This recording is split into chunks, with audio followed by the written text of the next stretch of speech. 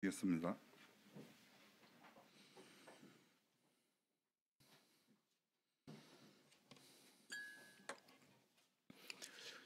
예수 그리스도로 우리 하나님의 말씀 증거하겠습니다. 오늘 하나님의 말씀 요한계시록 21장 말씀 보시겠습니다. 요한계시록 21장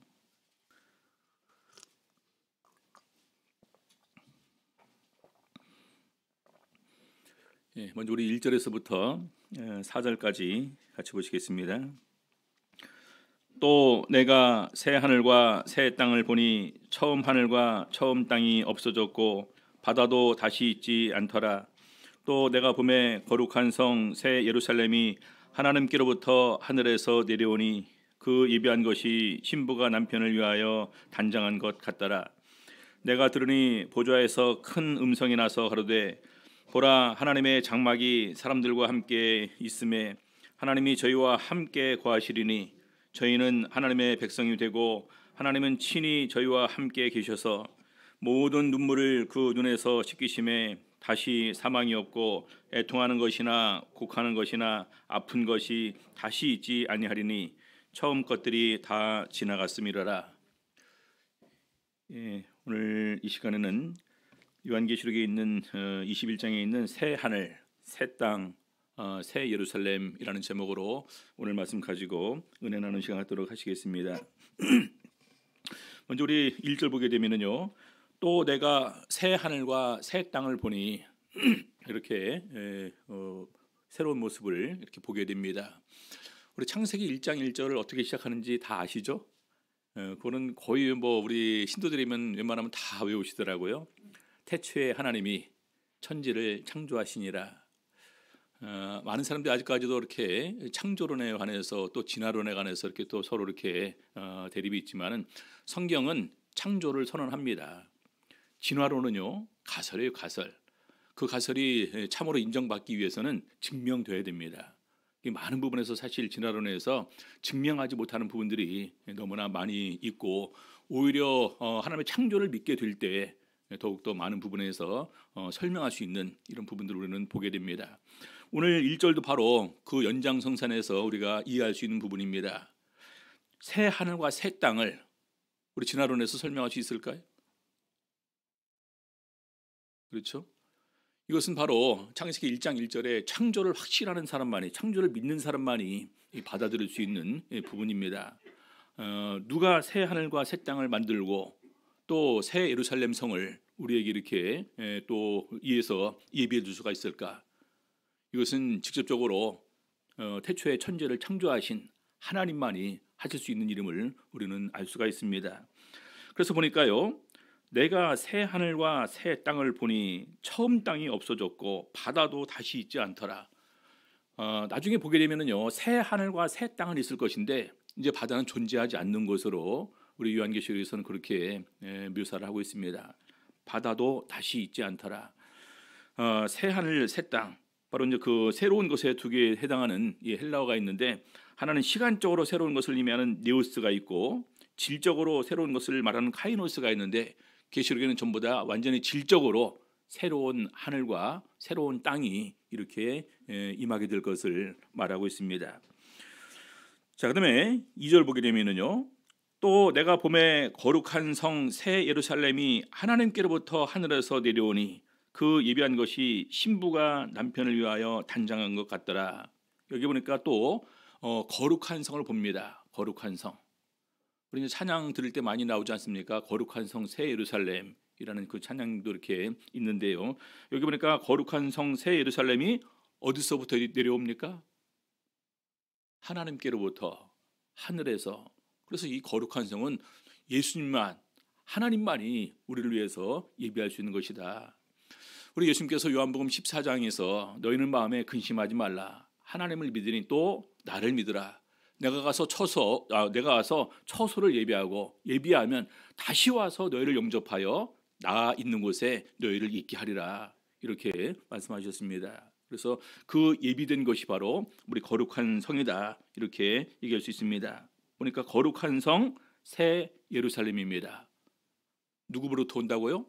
하나님께로부터 오는 것이고 하늘로부터 이 땅으로 이렇게 이제 내려오게 됩니다. 그러면서 그 예비한 것은 새 예루살렘이 예비하고 있다라는 것입니다. 새 예루살렘이 각종 이렇게 귀하고 보배로 이렇게 치장이 되어 있는데 마치 이것이 신부가 남편을 위하여 단장한 것 같더라, 이렇게 얘기를 합니다. 우리 교회, 더 나아가서 우리 모든 성도들을 예수님께서 신랑 되시고 우리를 신부로 이렇게 표현을 합니다. 또 교회를 전체를 갖다가 신부로 표현하기도 하고, 근데 여기는 보니까 거룩한 성 새 예루살렘이 바로 예수 그리스도를 위해서 준비되고 예비된 것이다. 그래서 여기서도 이렇게 신부로 표현하고 있습니다. 그래서 예비한 것이 신부가 남편을 위하여 단장한 것 같더라. 3절 보시겠습니다. 내가 들으니 보좌에서 큰 음성이 나서 가로되 보라, 하나님의 장막이 사람들과 함께 있음에 하나님이 저희와 함께 거하시리니. 보니까 하나님의 장막이 사람들과 함께 있음에 큰 음성이 나는데, 보좌에서 나는 음성입니다. 보좌에서 나는 음성. 자, 하나님의 장막이 사람들과 함께 있음에, 우리 구약 성경에 보게 되면은요, 하나님께서 이스라엘 백성들을 애굽에서 인도하여 내시고 신의 광야에 이르게 됩니다. 그래서 신의 광야에 이르러서 굉장히 중요한 이런 일이 몇 가지가 있는데, 하나는 하나님과 이스라엘 백성들 사이에 언약이 맺어지게 됩니다. 그래서 그 언약이 일명 신의 산 언약이고, 그것이 바로 옛 언약, 구약 이렇게 우리가 부릅니다. 그래서 가장 중요한 내용은 하나님께서 그때 그 십계명과 율법과 규례를 주십니다. 그래서 이것을 다 지키면 열국 중에서 내 소유가 되겠고 내게 대하여 제사장 나라가 되며 거룩한 백성이 될 것이다 라는 특별한 약속을 하셨습니다. 그래서 그 율법의 내용을 다 얘기를 하니까 이스라엘 백성들이 다 뭐라고 그랬냐, 다 지켜 행하리이다 해서 바로 그것을 정식으로 다 이것을 읽어주고 다 행하겠다고 다시 확인하고, 그리고 짐승의 피를 뿌리면서 언약이 피로서의 증거를 삼았습니다. 자, 그리고 나서 나중에 좀 더 지나서 새롭게 두신 계명이 그 명령이 뭐냐면 성막, 다시 말해서 회막을 지으라 이렇게 명하셨습니다. 회막은요, 세 가지 중요한 의미가 있습니다. 하나님께서 거하시는 곳, 첫 번째로. 두 번째로 하나님과 만나는 곳. 그리고 세 번째로 하나님의 말씀을 주시는 곳입니다. 그래서 함께 거하시고 만나는 곳이고 말씀을 주시는 곳입니다. 그러고 나서 우리가 그 회막에 들어갈 자격이 되지 않고, 더군다나 또 이제 우리가 하나님 앞에서 죄를 지었을 때 이런 모든 것을 해결할 수 있는 이런 그 제사에 관한 법을 주셨습니다. 제사법, 또 제사를 주관할 제사장에 관한 법, 그러고 나서 각종 절기, 7절기 이렇게 이제 그들에게 주셨습니다. 아무튼 그런 이런 모든 것은 뭐냐면요, 이스라엘 백성들에게 하나님 중심으로, 말씀 중심으로 살아가기 위한 이 하나님의 특별한 은총이고 배려였습니다. 자, 그래서 여기도 보니까 하나님의 장막이 사람들과 함께 있음에, 나중에 이 장막이 솔로몬 성전으로 이렇게 되고요, 나중에 이 솔로몬 성전이 신약 시대에 교회로 이렇게 바뀌게 되고, 이 교회가 영적 하나님의 나라로 이렇게 묘사가 됩니다. 그러면서 요한계시록에 보니까 하나님의 장막이 사람들과 함께 있습니다.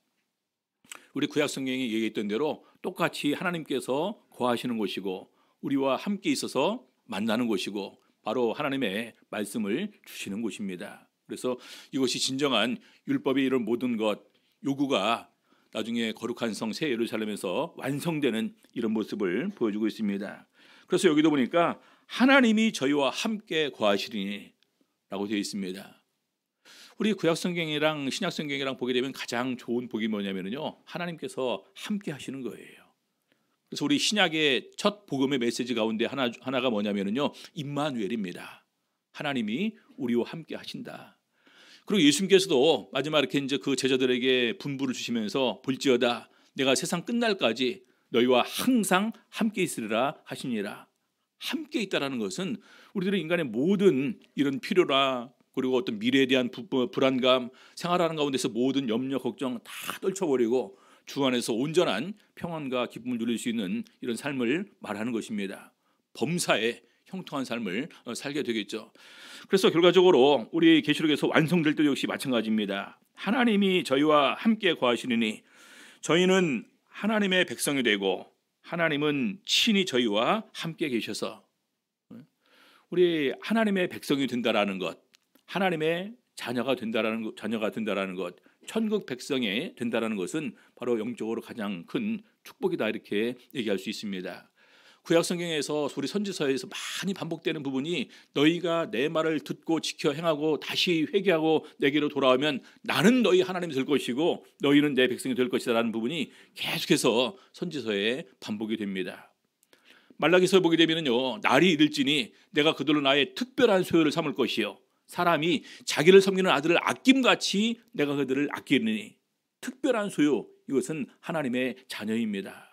그래서 성령이 말할 수 없는 성령이 친히 우리 영으로 더불어 우리가 하나님의 자녀인 것을 증거하시나니. 하나님의 자녀들의 증거는 성령입니다. 그래서 하나님께서 우리와 함께 계시고 우리는 하나님의 백성이 되고 그 계심을 통해서 요한계시록 21장 4절 모든 눈물을 그 눈에서 씻기심에, 모든 눈물을 그 눈에서 씻기심에. 우리 인생을 다른 말로 고해라고 하지 않습니까? 고해, 고난의 바다. 우리 인생 자체가 눈물로 점철된 인생이다 또 이렇게 얘기를 하기도 하고요. 우리 야곱 같은 경우도 연수가 130년인데 험악한 세월을 보내고 있나이다.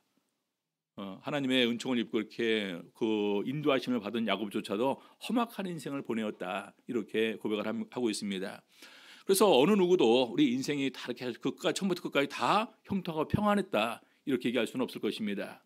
인생 자체를 살아가는 가운데에서 우리가 남모르게 흐르는 눈물들도 많이 있었을 것인데 모든 눈물을 그 눈에서 씻기심에 그 다음에 다시 사망이 없다라는 것입니다. 다시 사망이 없고 우리 모든 성도들이 꿈꾸는 것 아니겠습니까? 다시 사망이 없대요. 그리고 애통하는 것이나 곡하는 것이나 아픈 것이 다시 있지 아니하리니. 애통하는 것 너무나 슬프고 또 가장 친한 사람과의 이별 때문에 곡하는 것이나 아픈 것, 나이가 많아지면서 늘어나는 것은 아픈 것이고 늘어나는 것은 약이라고 그러지 않습니까? 그렇죠? 그래서 이런 부분들을 보면서 차라리 그냥 이렇게 그 건강만 했으면 좋겠다. 다른 거 다 필요 없고.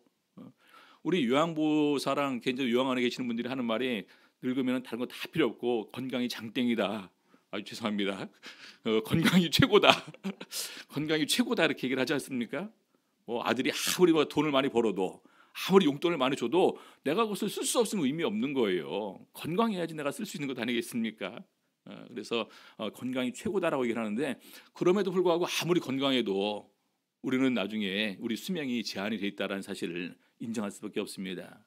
그래서 이제는 하나님께서 우리 처음 에덴 동산에 있던 것처럼 바로 영원한 생명을 살면서 우리가 언제든지 손만 내밀어서 따먹으면서 또 심지어는 거기에 생명나무의 실과도 있어서 그것을 따먹으면서 영생을 누리게 되는 다시 그런 삶으로의 새로운 창조입니다.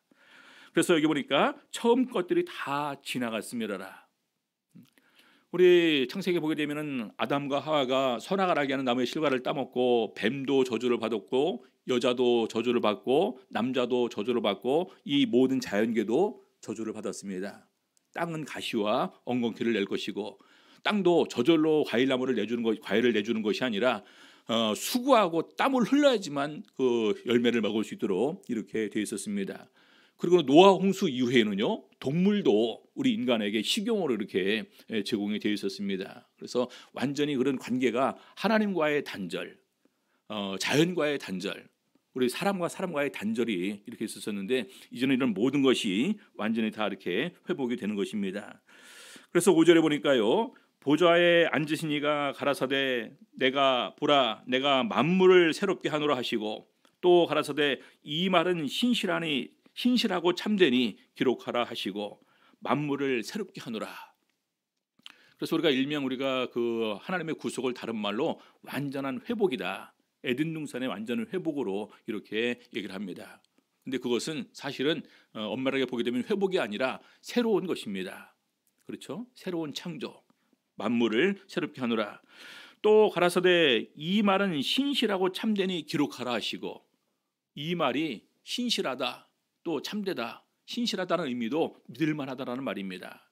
참되다 역시 같은 의미입니다. 그래서 반드시 이렇게 될 것이니까 기록하라라는 거예요.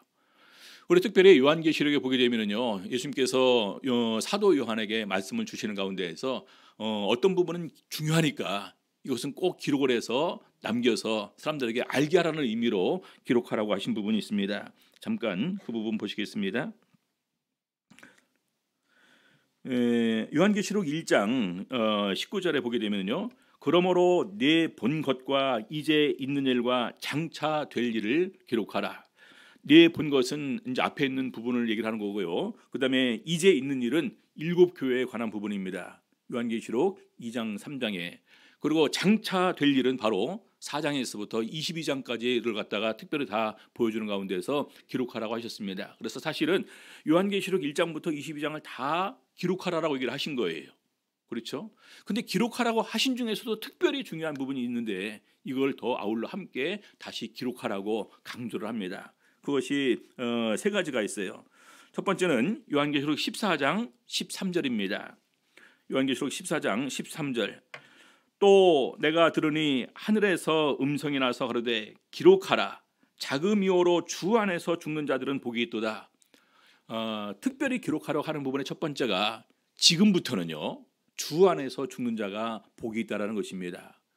예수 그리스도를 믿고 예수 그리스도의 은혜로 거듭나서 또 예수 그리스도의 영을 우리에게 부어줌을 통해서 믿고 신앙생활 하는 사람들이 살다가 이 세상을 떠나는 것이 이제는 복이 있다라는 것입니다.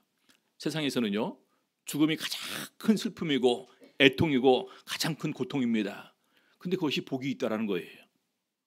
그러면서 성령이 가라사대 그러하다 저희 수고를 그치고 쉬리니, 이제는 모든 것을 그치고 다 쉬는데 이것은 창세기에 있는 안식의 복을 우리가 이제는 영원히 누리는 것을 의미를 하는 것입니다.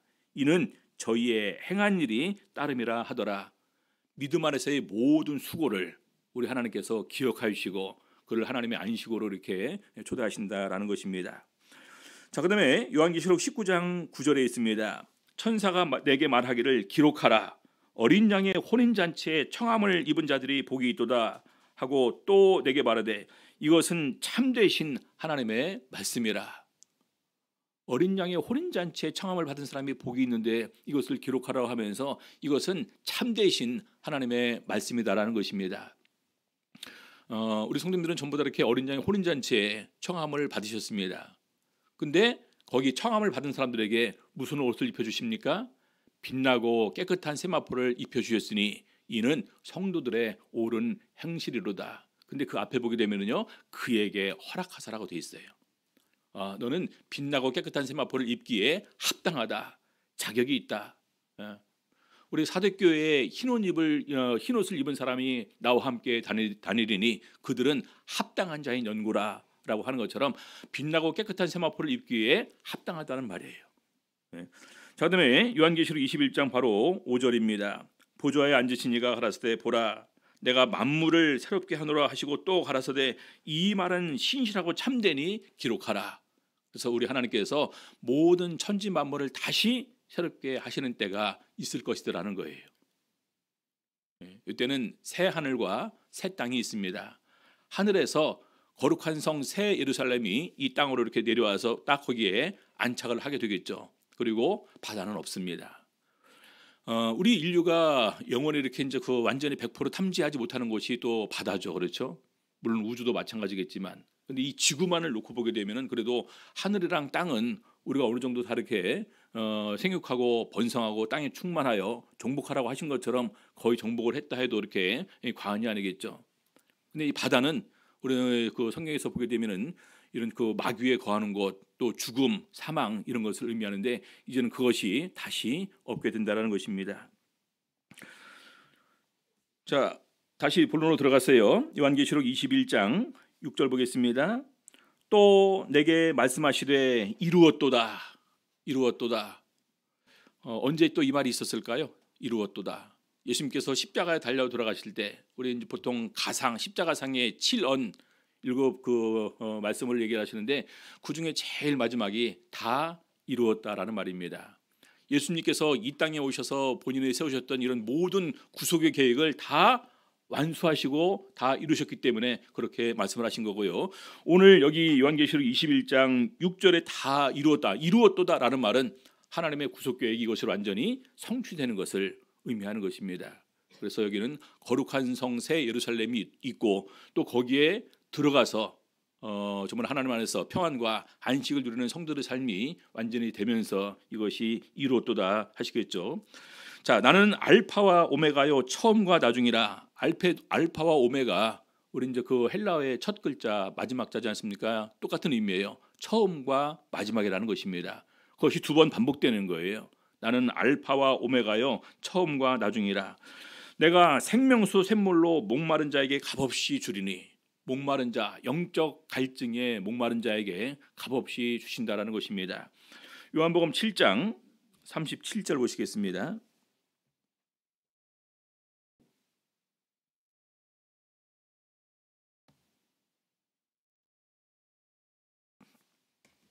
요한복음 7장 37절. 명절 끝날 곧 큰 날에 예수께서 서서 외쳐 가라사대 누구든지 목마르거든 내게로 와서 마시라. 나를 믿는 자는 성경의 이름과 같이 그 배에서 생수의 강이 흘러나리라 하시니 이는 그를 믿는 자의 받을 성령을 가리켜 말씀하신 것이라. 그래서 여기서 이 목마름이 우리 육적인 필요에 따른 이런 목마름과 갈증이 아니라 우리 영적 목마름과 갈증이 성령 받음을 통해서 해결이 되고, 진정으로 성령 받음을 통해서 이제는 항상 주 안에서 평안과 기쁨을 누리는 그런 삶을 살게 되는 것을 말하는 것입니다. 그래서 우리 요한계시록에서 내가 생명수 샘물로 목마른 자에게 값없이 주리니, 이제는 우리가 항상 언제든지 원할 때마다 생명수 샘물을 이제는 마실 수 있는 그런 길 우리들에게 열려진다라는 것입니다. 자, 우리 창세기에 보게 되면은 우리 생명나무의 실과가 있고 그 생명나무 실과를 따먹고 영생할 수 있었습니다. 그렇죠? 그리고 구약 시대에 잠시 이스라엘 백성들이 광야 생활을 하게 될 때 40년간 그들에게 신령한 식물인 만나를 주어서 그들에게 먹게 하셨습니다. 자, 그런데 나중에 요한계시록을 보게 되면은요, 내가 이기는 그에게는 내가 생명나무의 과실을 주어서 먹게 하리니, 그리고 이기는 그에게는 내가 감추었던 만나를 주어서 먹게 하겠다. 그래서 하늘에서 영원한 생명을 유지할 수 있는 생명나무의 실과 만나, 또 여기 보니까 생명수 생물도 이제는 언제든지 이렇게 먹게 됩니다. 요한계시록에 보게 되면은요, 보좌로부터 이 생명수의 강이 흘러 넘칩니다. 강 좌우에 생명나무가 있고 달마다 12가지 실과를 맺는 것으로 그렇게 묘사를 합니다. 언제든지 우리가 원할 때마다 따먹을 수 있겠죠. 그렇죠? 그래서 우리 처음에 에덴 동산에 아담과 하가 있었던 것보다 더 좋은 상황에서 더 좋은 은혜를 누리면서 이제는 우리가 거룩한 생에서 살게 되는 것입니다. 자, 그래서 7절 보니까요, 이기는 자는 이것들을 유업으로 얻으리라 해요. 이기는 자, 우리 이기는 자, 요한계시록 2장 3장에서 7교회를 얘기하는 가운데서 계속해서 이기는 자에 대한 반복적인 말이 있었습니다. 말씀을 듣고 순종하면서 믿음으로 승리하는 사람들에게 바로 이런 은총과 복을 주신다라는 것입니다. 그러면서 앞에 있는 이것들 생명수 샘물을 목마른 자에게 값없이 이렇게 주는 이것들을 우리가 풍성하게 누리게 되고요. 또 더 나아가 나는 저의 하나님이 되고 그는 내 아들이 되리라. 그렇죠? 구약 시대에 바로 하나님과 백성의 관계가 가장 가까운 관계였다면, 우리 신약 시대에는 하나님과 자녀의 관계, 이것은 바로 나중에 하늘나라 가서도 거룩한 성에서도 이 관계는 그대로 유지가 됩니다. 자, 8절. 그러나 두려워하는 자들과 믿지 아니하는 자들과 흉악한 자들과 살인자들과 행음자들과 술객들과 우상 숭배자들과 모든 거짓말하는 자들은 불과 유황으로 타는 못에 참여하리니 이것이 둘째 사망이라. 우리 첫째 사망은 언제였을까요?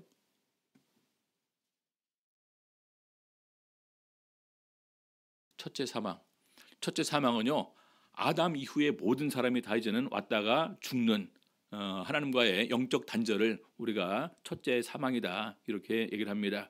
이 첫째 사망에서 첫째 부활에 참여하는 사람들이 바로 예수 그리스도를 믿고 성령 세례를 통해서 거듭나는 사람들, 바로 이것이 첫째 부활에 참여하게 되는 것입니다.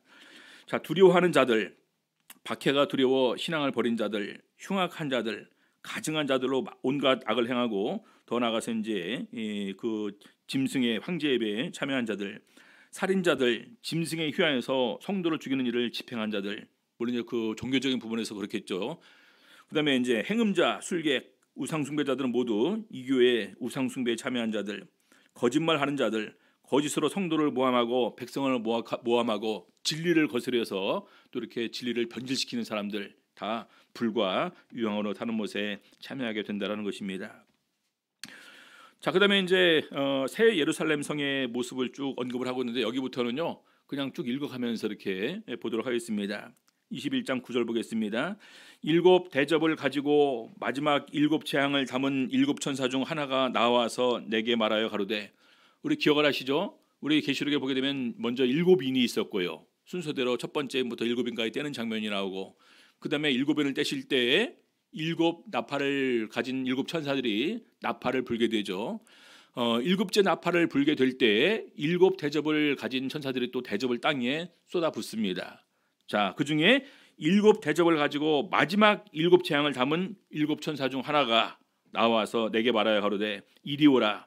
내가 신부 곧 어린 양의 아내를 네게 보이리라. 자, 신부가 누구였습니까? 신부.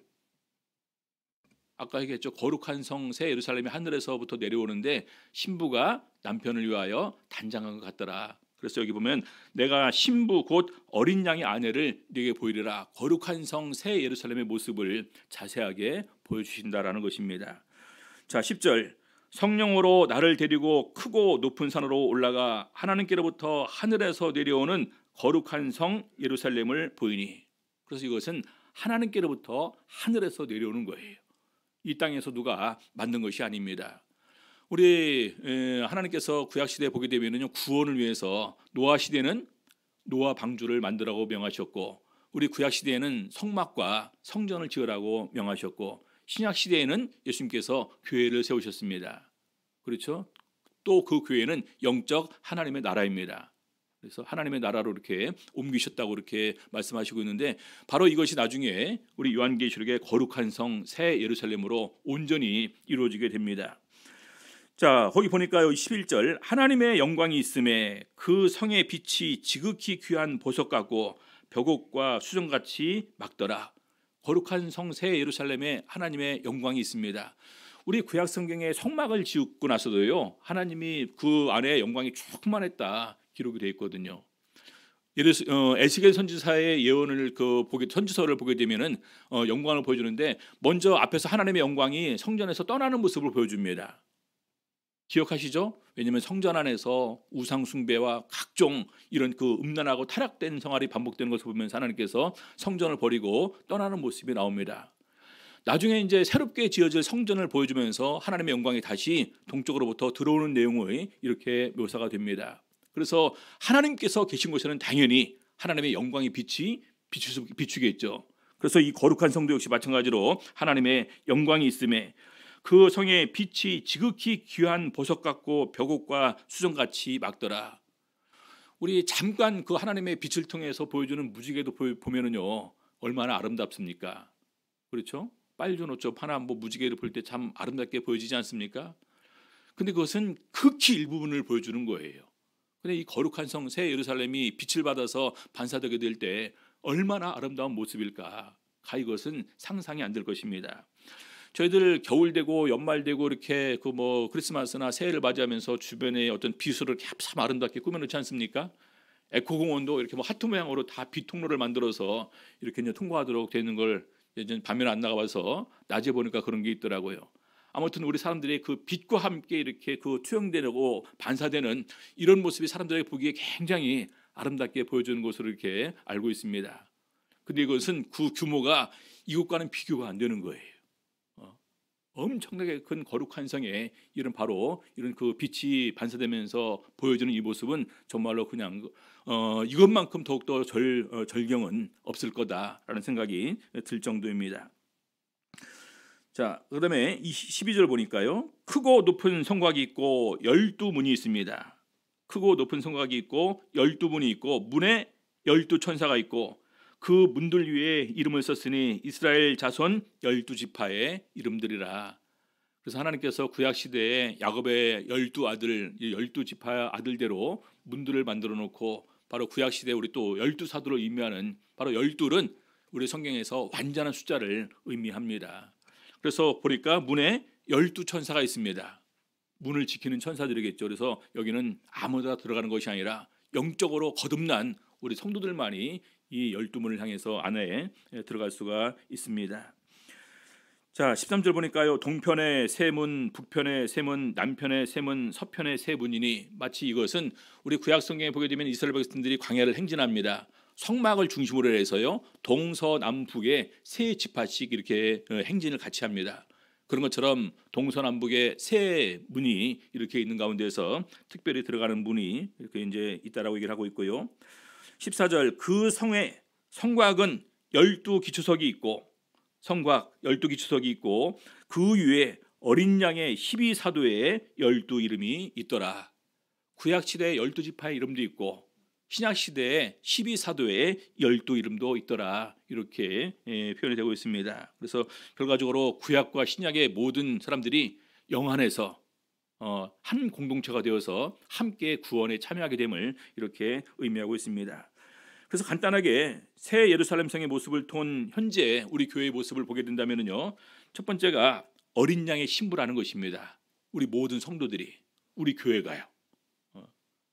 신부는 단장해야 되겠죠. 신랑을 위해서 우리가 아름답고 귀하고 거룩한 것으로 우리는 단장해야 된다. 그다음에 두 번째, 하나님의 영광의 임재가 있는 공동체다. 참빛이 이렇게 비치는 것처럼 항상 하나님의 영광이 함께 거하고 있는 가운데서 영광이 비치는 공동체다. 그리고 하나님의 영광의 빛으로 빛나는 공동체다. 예수님께서 우리에게 빛을 비춰줄 뿐만 아니라 우리도 똑같이 세상의 등불이다, 빛이다 이렇게 말씀을 하셨습니다. 그리고 거룩하고 정결한 공동체, 하나님의 보호와 인도하심을 받는 공동체, 그다음에 사도적인 신앙이 기초를 이루는 공동체가 새 예루살렘 성의 거룩한 모습을 오늘날 우리 교회에 상징하는 부분이다 얘기할 수가 있습니다. 자, 그다음에 15절부터 17절까지 성의 크기를 얘기하고 있는데요. 21장 15절 내게 말하는 자가 그 성과 그 문들과 성곽을 청량하려고 금 갈대를 가졌더라. 청량 기구가 보통 우리가 자라고 하는데 금 갈대를 가졌다. 갈대를 이렇게 이제 그 만들어서 그걸로 청량을 하는 것입니다. 근데 금갈대래, 금갈대. 자, 16절 그 성은 네모가 반듯하여 장광 넓이 길이가 같다라는 것입니다. 장은 길이고 광은 넓이입니다. 길이와 넓이가 같다. 그 갈대로 성을 청량하니 12,000 스타디온이요 장과 광과 고가 같더라. 길이와 넓이와 높이가 다 같다라는 것입니다. 자, 보니까 12,000 스타디온이래요. 한 스타디온이 약 185m고 12,000 스타디온이면 2,220km입니다. 성의 규모가 상상해 가십니까? 2,220km. 어떤 분들은 이제 얘기를 하죠. 이것이 뭐 이제 그 길이만 이제 또 장만 공과 다 같은데 한 면만 그런지 이건 묘사가 없다. 그래서 뭐 이렇게 다 합쳐서 그런 것일 수도 있다라고 해서 넷으로 이제 나눠서 550km라고 얘기를 하기도 하는데 저는 개인적으로는 한 그 면 자체가 2,220km일 거다. 길이와 넓이랑 그다음에 높이가 이렇게 될 것이다. 얼마나 높을까요? 얼마나 클까요? 우리 이제 많은 사람들이 이제 그 중국에 가서 자금성을 보고 그 웅장한 규모에 놀라고 오지 않습니까? 그 자금성도 여기 보면 그건 엄청 작은 거예요. 게임이 안 되는 것입니다. 심지어는 그냥 그걸 갖다가 나눠서 550km라 할지라도 서울 대전보다 더 거리가 긴 거예요. 이 세상에 어느 성이 그렇게 큰 성이 있을까요? 그렇죠. 축소해서 4분의 1로 잡더라도 이렇게 이만한 규모의 성이 없다라는 것입니다. 그래서 이 정도로 엄청난 큰 성이다. 17절 그 성곽을 청량함에 144 규빗이니 사람의 청량 곧 천사의 청량이더라. 그래서 144 규빗은 약 64m입니다. 그러니까 이제 우리 보통 이제 성이 있고 성벽이 있죠. 그래서 성곽이 63m 정도 된다 이렇게 얘기를 하죠. 보통 우리 남한산성 가보니까 이 성곽이 한 3m 정도 될까요? 4m 좀 넓게 봐줘서 그럼 한 5m 봐줘도 그 정도의 64m 정도 된다면은 엄청 그 큰 성곽이다 이렇게 알 수가 있겠죠. 자, 이것이 이제 성곽의 규모고요. 성의 재료 18절 그 성곽은 벽옥으로 쌓였고 그 성은 정금인데 맑은 유리 같더라. 나중에 우리 성도님들이 한번 차분히 생각하시면서 보시면은 우리가 보통 세상에 따르는 뭐 금반지, 금목걸이, 금팔찌, 뭐 보석 이거는 아무것도 아니에요. 그렇죠? 성곽이 벽옥으로 쌓였답니다. 성곽이 64m예요. 그렇죠? 높이는 얼마나 될까요? 성곽 자체가. 그 성은 정금이랍니다. 그 성은 정금. 만약에 2220km, 2220km, 2220km가 이게 다 정금이라면 얼마나 많은 금이 있어야 됩니까? 우리 세상 사람들이 지어놓고 금으로 도금하는 것이 아니에요. 정금으로 만드는 것입니다. 이렇게. 그리고 맑은 유리 같더라. 완전히 불순물 하나도 포함되지 않은 이런 순수한 정금이 그것이 빛을 발하게 될 때 엄청 투명하게 보이는 맑은 유리처럼 이렇게 보인다라는 것입니다.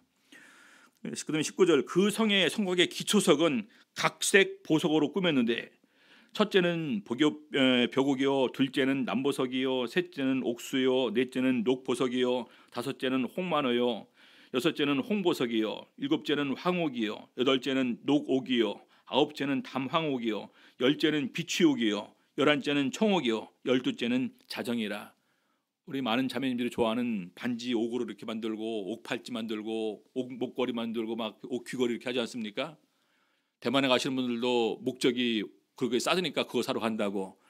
근데 뭐 여기는 그냥 그 엄청난 규모로 된 이런 그 보석이 뭐 더 이상 뭐 설명해도 설명할 수가 없는 이런 정도로 이렇게 지장이 되어 있습니다.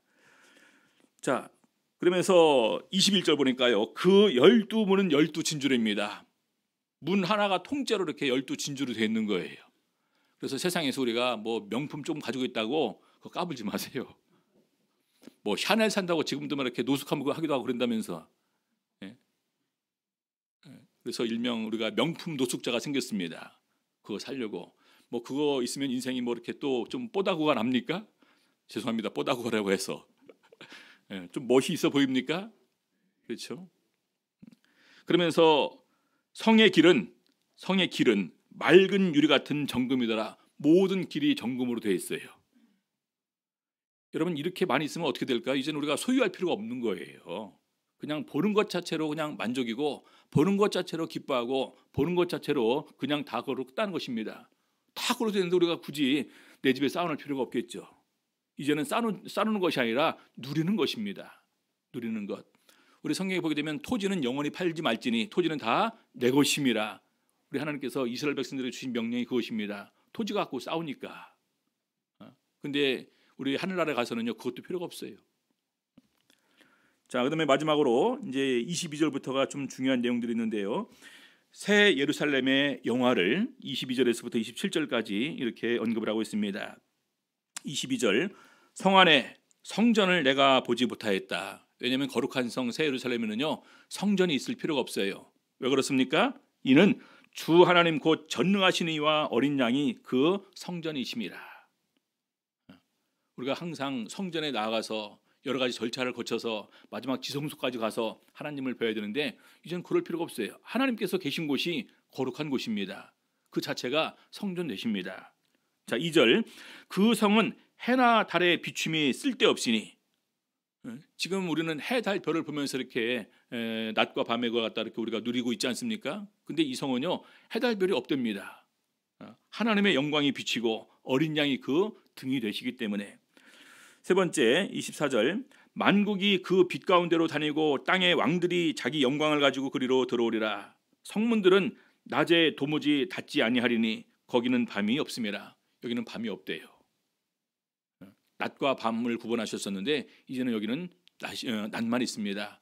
밤은 우리 그 성경에서 보게 되면은요 일단 우리가 타락과 죄악을 상징하는 것입니다. 그래서 우리가 항상 낮이 가깝고 밤이 깊었으니까 이제는 깨야 된다라는 부분을 그래서 얘기를 하기도 하죠. 그다음에 26절 사람들이 만국의 영광과 존귀를 가지고 그리로 들어오겠고 그 이유가 다 만국의 영광과 존귀를 가지고 오는 이유는 다 보좌에 앉으신 이에게 바치기 위해서입니다. 우리 성경에 보니까 보좌를 중심으로 내생물이 있었고 내생물 주위로 24장로가 면류관을 쓰고 있는데 그 면류관을 다 벗어서 보좌 앉으신 분에게 바치면서 영광과 존귀를 하나님께 돌리죠. 다 그렇게 될 것이라는 얘기죠. 27절 무엇이든지 속된 것이나 가증한 일 또는 거짓말하는 자는 결코 그리로 돌아오지 못하되 들어오는 사람들은 오직 어린 양의 생명책에 기록된 자들뿐이라. 우리 성도님들, 우리가 하나님의 자녀가 됨을 통해서 우리는 어린 양의 생명책에 이름이 기록되어 있습니다. 이것이 가장 귀한 것입니다. 세상의 어떤 보석보다도, 어떤 명품보다도, 어떤 주택보다도, 그렇죠? 그래서 더욱 귀한 이것을 우리가 정말로 잘 간직하는 가운데서 한 사람도 우리가 떨어지지 않고 다 거룩한 성 새 예루살렘에 들어갈 수 있는 우리 성도님들 다 되시기를 우리 주 예수 이름으로 바랍니다. 묵도하시겠습니다.